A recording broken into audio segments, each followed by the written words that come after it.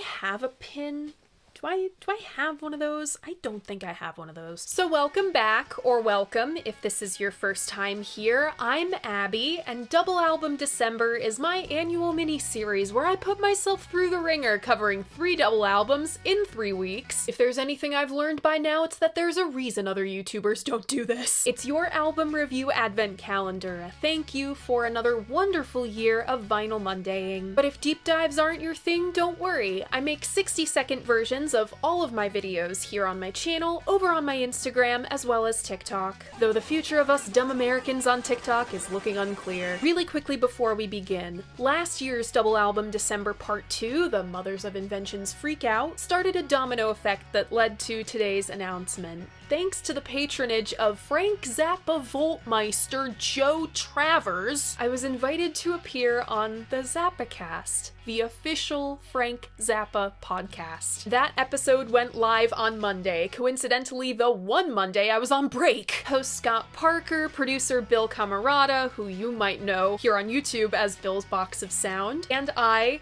sans Joe, unfortunately, got to talk all things Zappa. My entry to the Zappaverse, my favorite Zappa projects, and what makes his work so appealing today. The official Zappa pages were the first to endorse my videos like this, so it's surreal that I have officially been invited into the Zappaverse. Thank you so much to Scott, Bill, and Joe for having me on. The episode is linked in the description for your listening pleasure. On to this year's second installment of Double Album December, which is the Rolling Stones' Exile on Main Street. Congrats to those who guessed this one. Remember, if you want to play along, all you gotta do is check out my community tab. That's where I post my hints to what next week's album is gonna be. I host polls, I make announcements. You can find all of that on my channel. And if you so choose, you can always find the written versions of my reviews on my website, linked in the description. All right, let's take the plastic off.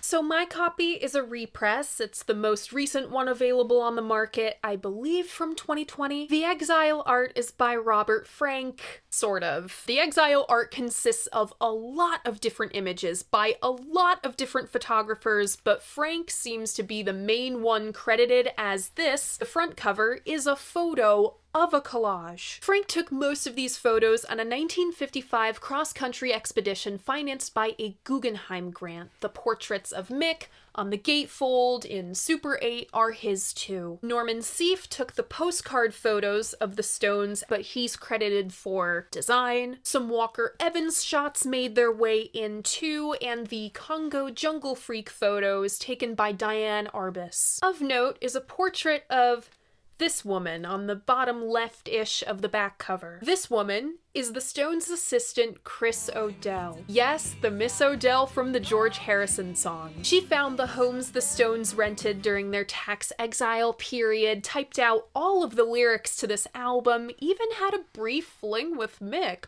But honestly, who didn't? Overall, the Exile art is a decidedly 1970s bohemian take on the beat movement. Eclectic, mysterious, absolutely needs to be seen at LP scale and not in a tiny square on your phone screen. On Exile on Main Street, we have the classic era lineup, well, post-Jones classic era lineup of the Rolling Stones. That's Mick Jagger on vocals, harmonica, and some guitar. Keith Richards on guitar, Wurlitzer some bass, and lead vocals on Happy. Mick Taylor on guitar, Bill Wyman on bass, and Charlie Watts on drums. Guesting on this record are familiar faces Nicky Hopkins and Ian Stewart, sharing piano duties with Billy Preston. We also have one of the Stones' favorite Americans, Bobby Keys on sax. Jim Price plays trumpet, trombone, and organ, Bill Plumer on double bass, Al Perkins on steel guitar, and a small army of backing singers. Vanetta Fields and Clyde E. King, joined by the likes of Jerry Kirkland, Joe Green, Dr. John, Shirley Goodman of Shirley and Lee, I Get, and almost Big Brother and the Holding Company frontwoman Kathy McDonald, and Tammy Lynn. Exile was produced by Stone's go-to Jimmy Miller, who also takes over percussion duties and drums on the Tumbling Dice outro, engineered by the brothers Johns, Andy and Glenn, plus Jeremy G and Joe Zagarino, or Zagano, as he was erroneously listed on this jacket. Roll. Transition.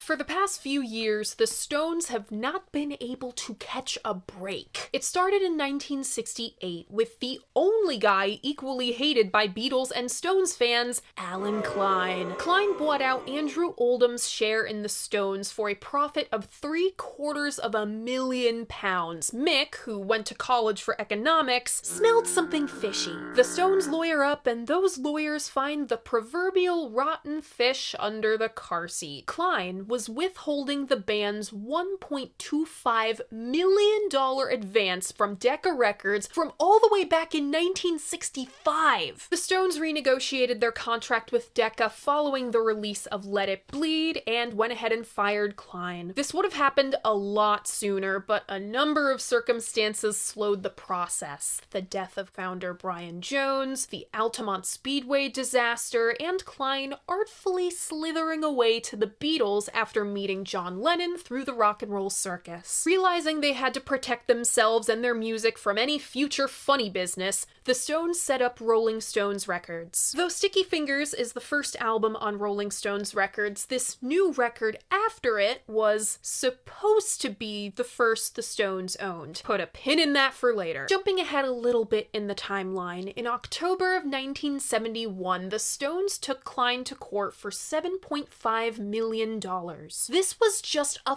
fraction of what they thought he owed them. The guys alleged he withheld their royalties and neglected to pay their taxes. Yeah, taxes become a major player in today's story. The Stones win their case, but there's a catch. They're only awarded their Decca advance and they can't get out of their contract with Klein. Then, Klein's publishing company Abco sues for the publishing rights to everything the Stones have recorded thus far and everything they will in the future. Klein wins the rights to the entire Stones back catalog, even the stuff they recorded before he was around. Now you may be asking yourselves, how the hell did this happen? In short, because Klein wrote a separate location of the Stones publishing company based in New York as solely under his control, this was a huge blow for the Stones. Abco's victory lap was the highest-selling Stones release ever. Mick described it all as a, quote, ridiculous Byzantine mess that they had to get out of. This next record had to be big, and it had to count, but recording this thing was gonna get tough. Remember when I said that Klein hadn't paid the Stones taxes? The rate for the highest tax bracket in Britain at the time, you know, your celebrities, was 83 to 93% on the pound on earned income, and as high as 98% on unearned. I am all for taxing the rich, but damn, this is quite literally 1 for you, 19 for me. It was originally instated to rebuild the British economy after World War II, but it manifested in a unique way with the Stones. Assuming Klein took care of their taxes, they carried on spending like rock stars do. Staffers, drivers, clothes, cars, guitars, the works. But the taxes weren't paid, so in reality, they had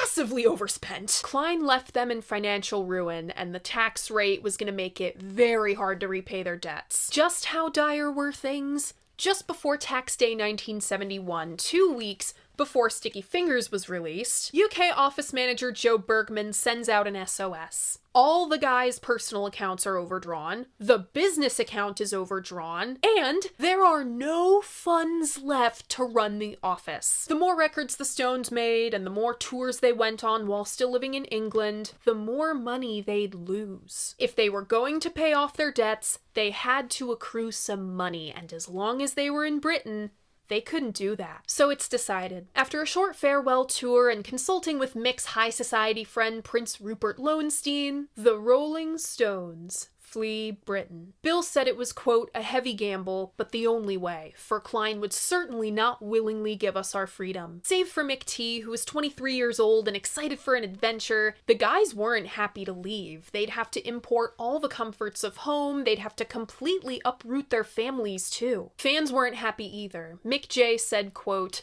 in those days, if a band was big in England and then left England, it was fucking curtains. And when you leave for tax reasons, it's really not very cool. Charlie and his family were the first to leave, followed by Bill and his girl, and Mick T, his wife, and their baby. Mick J and his fiancée Bianca shack up in a swanky hotel in Paris, then move to a private villa. They got married in Saint-Tropez in May. It was a show. Quote, naturally, Keith is the last to go. Never mind that he has no choice in the matter. No deadline known to man has ever impressed Keith Richards. The guys had to be out of the country by tax day, and on tax day, Joe plus Shirley Arnold found Keith had not packed one of his belongings. They dragged Keith, his partner Anita Pallenberg, and their son to the airport. Villa Nelcut, a beautiful but worn mansion once occupied by the Nazis, was originally meant for Mick, but Bianca rejected it. It was too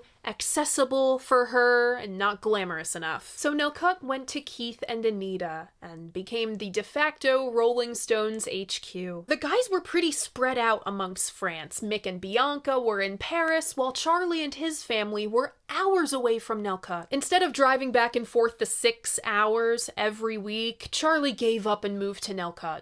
A lot of people did. Keith's new bestie Graham Parsons, John Lennon, even William S. Burroughs came to visit. It was a never-ending party, the stuff of rock and roll legend. The Mojo Dojo Casa House. The guys and their friends are sleeping with each other's girls. Anita's building a raft with her lover Tony to row out to the ghost ship Mary Celeste. Andy Johns and Jim Price bought a fucking roulette wheel. The cook blew up the kitchen. And there was heroin.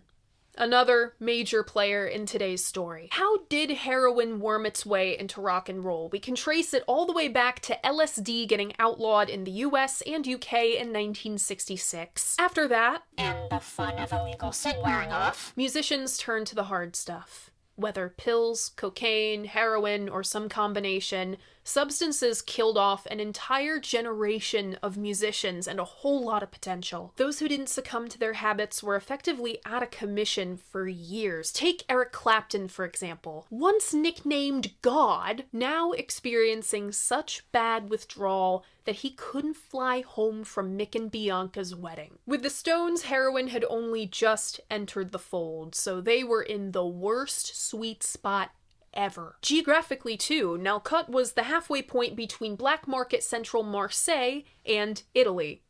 You know, the Mafia! Considering all the shit Mick and Keith dealt with in 67 and Brian in 67 and 68, it was imperative the Stones kept a low profile in France. And for a couple months there, they lived a relatively normal life, smoking joints on the patio, having lunch, shooting up in private. Keith would get up in the mornings to take Marlon out, Anita would care for him in the afternoons. But early on, Keith had a bust up at the harbor with some couple who accidentally hit his car. A third party got involved, swung on Keith, missed and hit Marlon. Enraged that this guy hit his son, Keith either pulls a knife, a toy gun, or a real gun on the guy. Guy pulls his gun, which is very much real. Ta-da! The police are once again on the Stones' asses. As the story goes, they got out of trouble by inviting the mayor for dinner and signing his albums, but the seed of paranoia has been planted. Amidst all this raft building, gun pulling nonsense, work on Exile didn't start for months. Mick and Keith had completely different working styles. According to Keith, quote,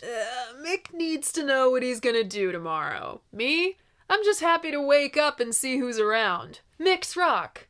I'm roll. Anita confirmed, quote, Mick likes to write black and white ABC. With Keith, it's just getting a feeling. Mick likes to write, I don't fucking know, man.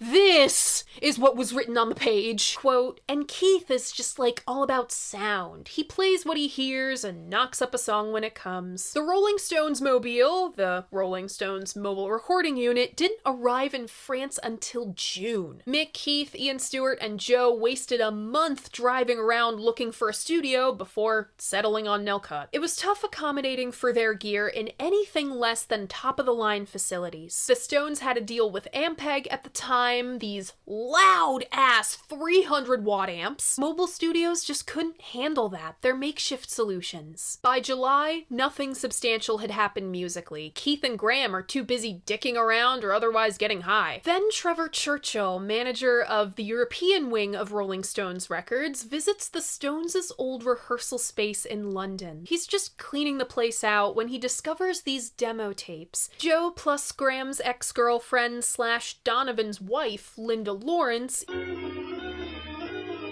evict the Parsons from Nelcut, but the process gets a little messy when Graham overdoses. But he lives, he's gonna be okay. Once Graham is in the clear, Trevor brings the tapes to France. The guys workshop Good Time Woman and Bent Green Needles into Tumbling Dice and Sweet Black Angel, respectively.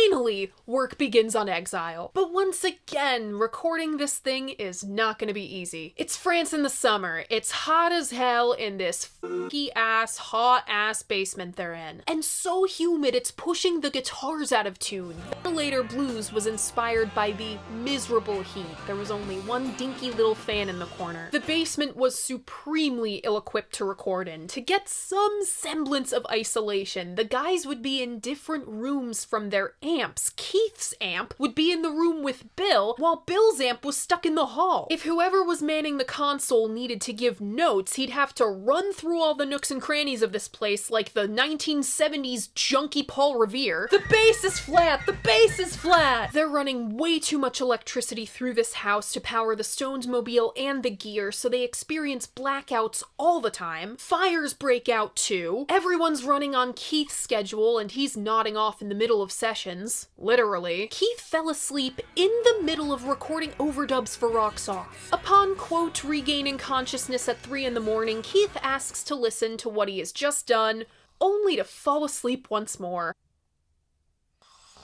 You can imagine a bunch of junkies working in a hot, dark basement from 8 o'clock at night to 3 in the morning every night, constantly surrounded by hangers-on, would have tempers flaring up. Andy Johns said, quote, trying to get everyone in the same room at the same time in a good mood was very tough. All the while, the guys are icing out and scapegoating Mick T, despite the fact his virtuoso playing has been crucial to their recent success. And despite the fact that him and his wife had been perfectly lovely to have around. Gretchen Parsons, Graham's wife, said, quote, the surroundings at Nelcut were beautiful, but the tension was relentless. You could cut the air with a knife. There were moments of clarity. When he was with it, Keith was driven. Andy described him as, quote, relentless. You could tell when you had a great take, but it was Keith who had to say, yeah, that's it. He was sort of running the music. The core track of Happy was recorded in one take, quote, as unrehearsed as a hiccup, according to Bobby. While waiting for the others to show up, Keith rounded up whoever he could find, Bobby, Jim Price, and Jimmy Miller. About the creative process at Nelcut, Charlie said, quote,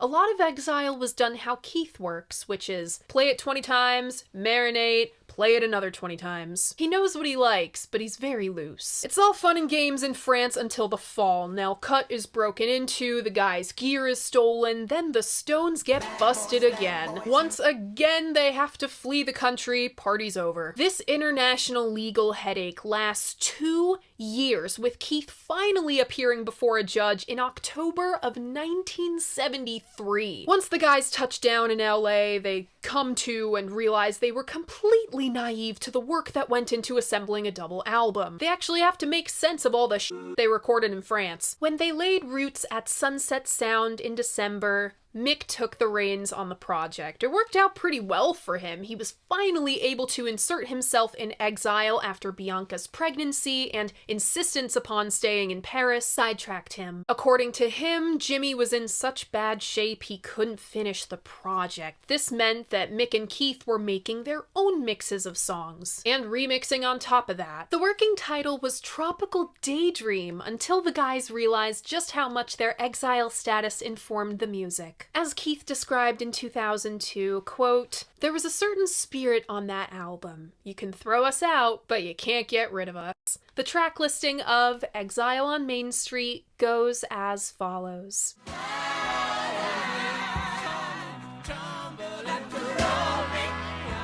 Opening up disc 1, we have Rocks Off, followed by Rip This Joint, then Shake Your Hips, next Casino Boogie, and side 1 closes with Tumbling Dice. Opening up side 2, we have Sweet Virginia, followed by Torn and Frayed, then Sweet Black Angel, and disc 1 closes with Loving Cup. Opening up disc 2, we have Happy, followed by You Can't Make This Up, Turd on the Run, then Ventilator Blues, next I Just Want to See His Face, and side 3 closes with Let It Loose. Opening up side 4, we have All Down the Line, followed by Stop Breaking Down, then Shine a Light, and the album closes with Soul Survivor. Exile was released in May of 1972, and before this, the Stones had a tempestuous relationship with the media. It started in '67 when Keith was busted the first time, Marianne Faithfull and The Rug and all that. The media, in part, assigned the Rolling Stones their bad boy image, despite the Beatles doing just as much LSD as them, if not more. Now, the Stones are living up to their reputation, partying like rock stars in the open. Maybe a little too hard. But the band is being treated kinder by media and music press. Why? Because they invited the enemy in. They did more interviews and more fluff pieces. As far as critical reception goes, I find that critics, at least on this side of the pond, were hesitant to engage with this much Stones material at once. The Stones have a reputation of being a singles band. Now, not only are they putting out a full album, it's 2 discs. Lenny Kaye wrote the original Exile review for Rolling Stone, and he found just as many powers as pitfalls. Sometimes they're one and the same. Len acknowledges the Stones have never been known for pushing boundaries. Quote, "The fact that they take a minimum of chances, even given the room of their first double album set, tends to dull that finish a little bit." He says in order for artists to transcend themselves, they have to either subvert their audience's expectations or continually goof on them. Then you have the Stones, who came back from their Little Satanic Majesties hiccup with blockbuster hit after blockbuster hit, but Lenny asks, is this sustainable? No.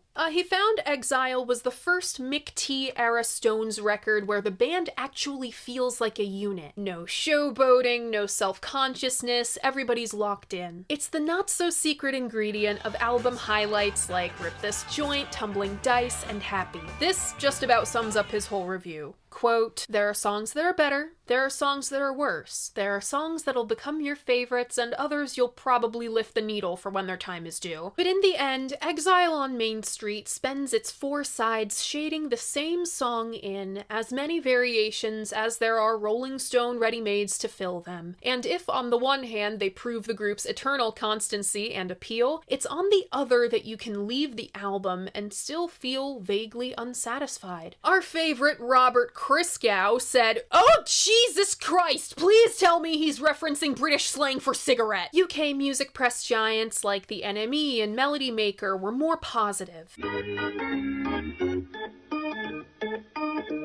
It's interesting to note this divide, considering the Rolling Stones are the most American band to ever come out of Britain. The guys went on a successful comeback tour to promote Exile. It's regarded as one of their best ever. Mick Taylor was really counting on this tour to make money. He never got much from songwriting credits. Through all the slog and shit of making Exile, he still wasn't ever really let into the Stones' inner circle. That set him on the path to eventually leave the band, along with Bill, who had become supremely uncomfortable with the sheer amount of drugs being consumed. The trouble with Alan Klein isn't over yet either. Remember those songs from the demo tapes from like 19 1969, 1970-ish. Yeah, they were written while the Stones were on decline, so he owned the publishing rights to those too. This renders Exile's follow-up, Goat's Head Soup, the first Stones album they actually own. Any initial critic trepidation towards Exile in time became reverence. Of course, it's on Rolling Stone's 500 Greatest Albums of All Time list. I cannot escape this fucking list, but I was shocked by just how high it was ranked. In the original 2003 list, the one I have a copy of, Exile is ranked at number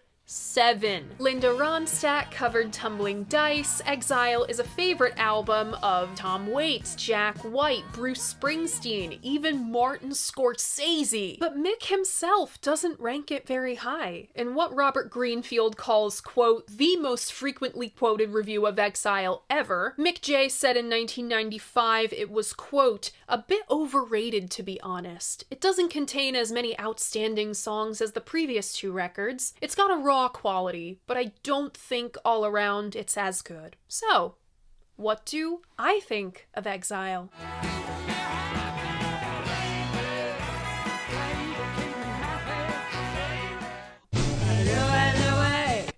Oh, I'm cold. Going in, I wasn't expecting the monster Exile would be. I had no idea the sheer hype surrounding this thing. Thank God the Stones make it easy for me to evaluate their music. It's always nice coming back to the Stones. By the nature of how this channel runs, it's always a long time before I circle back to these guys. Just long enough for me to have a great time listening and remember why I love their music. I realize this is an unpopular opinion. The old heads are not gonna like this. I don't know if Exile had to be a double album. If it were a single album, all killer, no filler, it would be the best album the Stones ever made and one of the greatest rock and roll albums of all time. Instead, it's Exile. Good, but bloated with clear pacing issues. Side 3 hits it out of the park. Only flaw is Turd on the Run. It's the weakest of the country tracks, but one of the better Mick J vocals. I can take or leave Shake Your Hips and Casino Boogie, but they fit into side 1 like Cinderella into the slipper. But the finale, side 4, loses its steam. It's weighed down by All Down the Line, altogether too samey to what we've heard before. There are too many closing tracks on this album. Loving Cup, Let It Loose, and Shine a Light could have all been great closers. Loving Cup for its triumphant end of the movie feel, Let It Loose for something a bit more sober. Shine a Light would have been great to end this record with an uplifting gospel put your hands together moment. Instead, it's Soul Survivor, a woefully underbaked track relegated to the caboose. There's no conclusion to the arc Exile sets up. These issues are a symptom of the guys being just f***ing exhausted with Exile by the time they touch down in California. Classic case of burnout. After doing everything like 20 times, they no longer had fresh ears. When it came time to make choices, it seems that they threw the proverbial spaghetti at the wall just to see what stuck. Exile loses its energy because the Stones did. The mix is weird. My copy is one of the better mixes, or maybe it's just my stereo. Loving Cup flies off my turntable. Beautiful dimension, except for Mick's vocals. I had to get up and check my stereo because I was convinced one of my speakers was unplugged. That being said, I love how cluttered Exile is musically. It's like Phil Spector's wall of sound on All Things Must Pass. It does make individual performers tough to single out. Oftentimes, no one person sticks out. More so a moment or a feeling. Wunderkind Mick T and supremely underrated bassist Bill Wyman are often shrouded by the sheer amount of stuff. But hearing the amount of people on Exile, feeling the buzz, transports you back to this very specific place in time. Wild, mythic, unbearably hot Nell Cut with the Rolling Stones and their entourage. I always say the Stones were masters of atmosphere. I watch with glee while you kings and queens fought for 10 decades.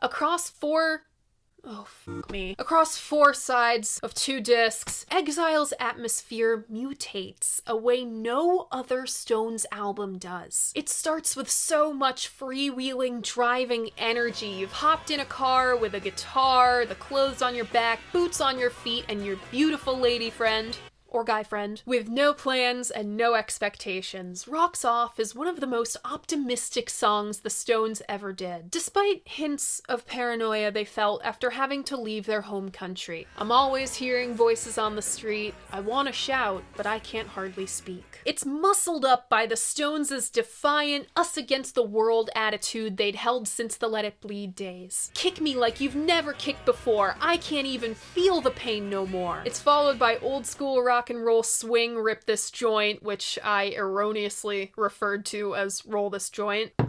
I can't speak and I can't count. American public education, everybody! It's the most energetic track on the album by a long shot, almost cocaine mania. It shouts out all the southern cities they've hit on their nomadic adventures. New Orleans, Dallas, Tampa, Memphis, Birmingham, Little Rock, and all their lovely ladies. Things are lighthearted through Shake Your Hips, Casino, and country tinge side too, while Happy is a weak vocal performance by Keith.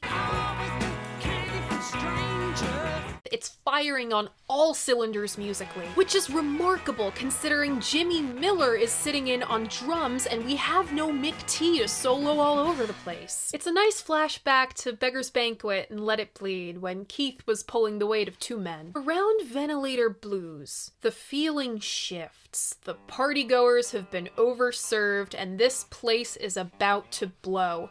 No matter where you are, everybody's gonna need a ventilator. Charlie's emphasis on the 3 of one measure, then 3/4 of the next, puts the song on a peg leg, or the wide-legged stance of the outlaw as he enters the saloon. The brass builds tension, but never releases it. It avoids the highs of the guitar's melody. Instead, it buzzes like a wasp's nest underground. This record's gospel influences come into play on Ventilator too. Everybody trying to step on their creator. Disc 1 of Exile sins, Disc 2 repents. Related to this atmosphere point, Exile's greatest strength is that it's Keith's Rolling Stones album. But take that with a grain of salt. I am a Keith girly. Keith truly loves Black American music. Rock and roll, blues, gospel, funk, soul. All of Keith's inspirations are on proud display on Exile. You hear it in Chuck Berry-inspired Rip This Joint, gospel, Shine a Light, Ventilator, blues. A cover of Delta blues man Robert Johnson's Stop Breaking Down, the nod to Delta blues recording fidelity on Spiritual Approximation, Just Wanna See His Face. So many white guys riffed on and ripped off black music in the 1950s, 60s, and 70s. Damn you, Pat Boone. The Stones shouldn't feel more authentic than, say, Elvis. Mick J was raised middle class, a literal actual finance bro if you'll remember. Exile proves that the secret ingredient was Keith. A little earthier, more grounded, less concerned with image. The macho, whiskey-guzzling bluesman foil to the androgynous showman. You gotta go through hell to be a bluesman. The excess made Nell cut pretty close. Keith also loved country and folk thanks to Graham Parsons. Sweet Virginia is a hokey barroom sing-along that grows on me the more I listen to this record. Sweet Black Angel, a quaint front porch shuffle. Torn and Frayed bridges the gap between Flying Burrito Brothers and Led Zeppelin 3. Was that sound dated by 1972? Yeah, but it's the clear, sunny brand of relaxed, an album as groggy as Exile needs. Exile also feels true because the Stones knew how to integrate brass. And that's all thanks to resident Southern boy and the 6th member of the Rolling Stones. He really should have been a full-time member, Bobby freaking Keys. That brass sensibility is what sets the Stones' music apart from other white boy blues acts of the 60s and 70s. The arrangements have a purpose. They're an honest nod to Motown and Stax Records. Especially Stax. Bobby is from the South. Stax sax is in Memphis. Take Rocks Off. The brass enters exactly when it needs to and does exactly what it needs to. I can practically see the curtains and sharkskin suits in my mind's eye. The saxophone solos on Rip This Joint and Sweet Virginia, a paranoid, tense arrangement of Ventilator. They also knew how to use backing vocalists. Mary Clayton opened up this wonderful world to them with Gimme Shelter on Let It Bleed. The ladies on Exile are one of its highlights. They bring energy and personality. Fill Out Just Wanna See His Face best. With the spread out production, I feel like I'm standing outside the practice room and listening to them. All the best things about Exile come together on Tumbling Dice, to the degree that I wish this was the closer instead. Mick's performance is committed but tasteful. His whooping is kept to a minimum, but the ad-libbing is everything a seasoned soul singer should be. The chorus of ladies, with Keith's thinner backing vocals and more Mick dubbed in, have variation.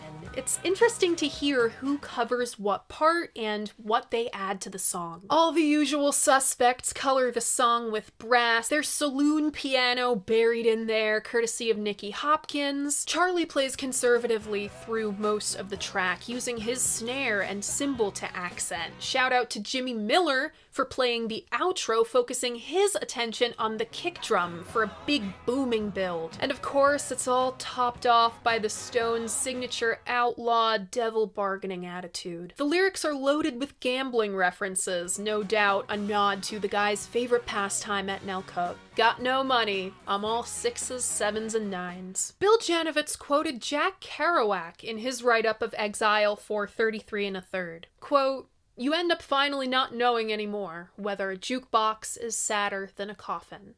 Thank you, Kerouac, for verbalizing exactly how I feel about this album. I felt joy listening to Exile. I relished in something so relaxed, undone, and communal. I feel a lot of joy listening to the Stones. They're easy to get. I don't have to break my brain to understand what they're doing, because their stuff is so indebted to the American musical lexicon. But through the whole of the Stones' classic period, there was a dark cloud looming overhead, whether death or drugs. On Exile, the dark cloud is being displaced, a lingering feeling of being forced from the only place you've ever called home. And also drugs. Though Exile has a great party atmosphere, the more I read about Nelcote, the less fantastical it became. It is no longer rock star's heaven in my mind. It's more like Dante's imagining of hell. Exile is the jukebox, keeping this place in time immortalized in music, long after it should have been interred. Exile couldn't have happened without Villa Nelcote, but when I think of all the death and destruction, I didn't even mention Tommy Webber and his son Jake. We breezed past Graham Parsons' overdose, and there were more. Sometimes I wish Exile could have happened without this place, without this destruction. It destroyed so many people and permanently altered so many lives that I get to feeling there was a karmic debt between the Rolling Stones. They're bound together by karma, drugs, and rock and roll, the dark side of the intangible energy that binds us all devoted to music. Though this combination of guys could never quite find home in each other, they're better together than they ever would be apart. They must have had a soul tie to Nelcote from a past life. Was Nelcote even real, or was it a mirage born from a heroin-soaked haze? Well, of course it's real. Some Russian oligarch owns it now. But to us, it only exists in Dominique Tarle's photos and in this album. You can't see Nelcote by road if you visit. The gates block the way. The gates to heaven or hell? I'm not sure. But the Stones' never-ending party turned into a hungover search for salvation on this record. Musical salvation, musical excellence, it's all the same. And like many of our searches for God, Exile on Main Street comes up inconclusive.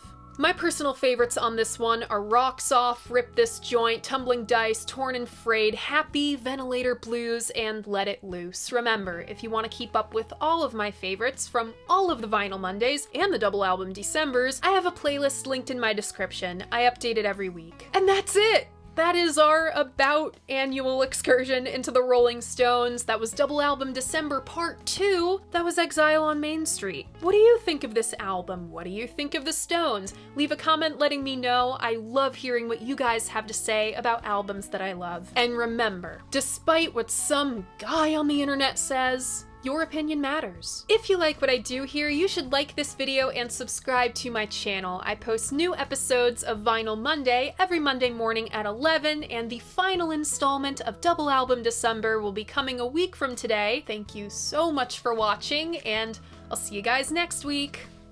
Bye!